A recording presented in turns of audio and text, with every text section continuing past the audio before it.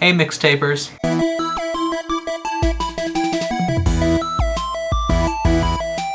So last week Ed talked about room acoustics and natural reverb, which is a great topic. We could go into a lot of depth about it, no pun intended.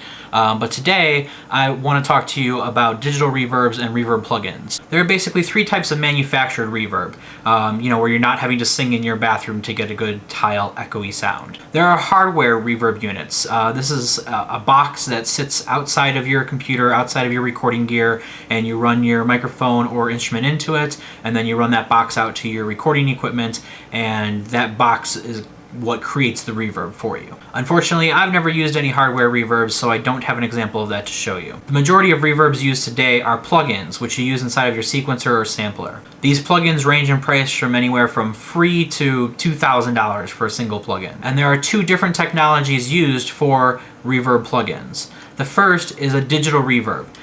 This is a digital system that uses algorithms to try to mock whatever kind of environment you want to create. And you can dial in the size of the room, and you can dial in how long the echo is, and all those kinds of things. Digital reverbs are nice because you can tailor the sound exactly as you want it. However, the sound is manufactured digitally. They're using algorithms, so it's not going to sound realistic most of the time. Most digital reverbs make your instruments or vocals sound plasticky and fake. Here we're going to run an example on this this phrase that I have from one of my songs I released on my last EP. This is Christina Horner singing. First I'm going to give you the unprocessed signal. So this is just her in her bedroom with her mic, no processing on it at all. Every page we took was from a fairy tale picture book I'd... Now we're going to listen with one of the digital reverbs that I just got done talking about, the algorithm-based reverbs. And this is a vocal plate setting. Every page we took was from a fairy tale picture book I'd... In my opinion, that reverb makes her voice sound very tiny and plastic. It does not give it that full sound that you want vocals to have in your mix.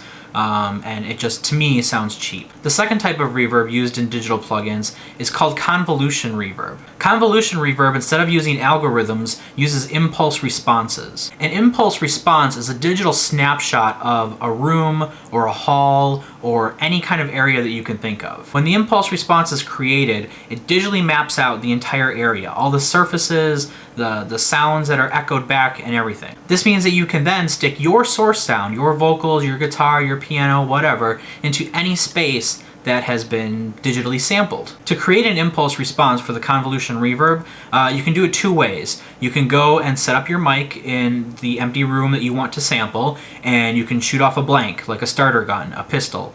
This will send out a short burst of sound into the room that is then echoed off of all the surfaces, and as they come back to the mic collects that data as a recording, and then you can use that as your impulse response. The second way to create an impulse response is to do a sine sweep throughout the room and collect the data that way.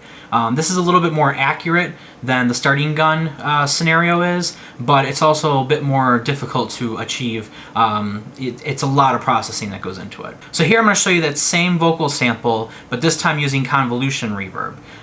So first we're going to stick it into an LA sound studio stage. Every page we took was from a fairy tale picture book I'd... Much better already than our digital reverb, if you ask me. And secondly, now that we have this impulse response and convolution reverb, we can put Christina's vocals into any setting we can think of.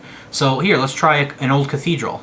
Every page we took was from a fairy tale picture book I'd...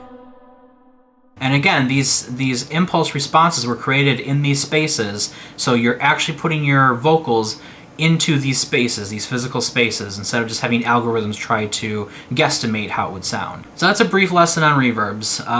If you can afford to use a convolution reverb, I highly recommend it. They're a little bit more expensive than the digital reverb plugins, but you can still get some sets, under $100 and that, and they sound fantastic when compared to the algorithm-based digital reverbs. If you guys have any questions about this topic, because I know it's a little bit more technical than the difference between mics like I covered last week, please feel free to leave them in the comment section and I will do my best to answer them. Alright, Bill, I will see you tomorrow.